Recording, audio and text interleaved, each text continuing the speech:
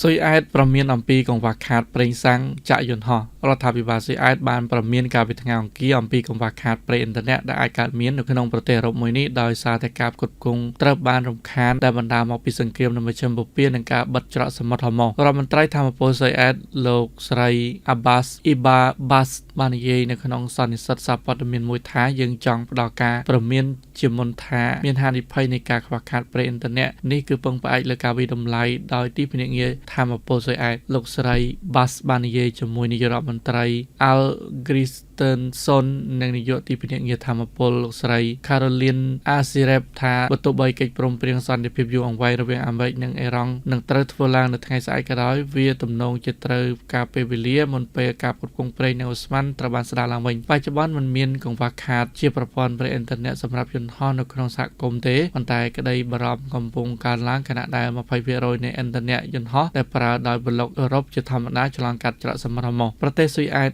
និងបណ្ដាប្រទេស Nordic ផ្សេងទៀតមានសមត្ថភាពចម្រាញ់បានច្រើនជាចម្បងដោយសារប្រេងសមុទ្រខាងជើងតែប្រេងឥឡូវមានតម្រូវការខ្ពស់ដែលនាំឲ្យតម្លៃឡើងថ្លៃ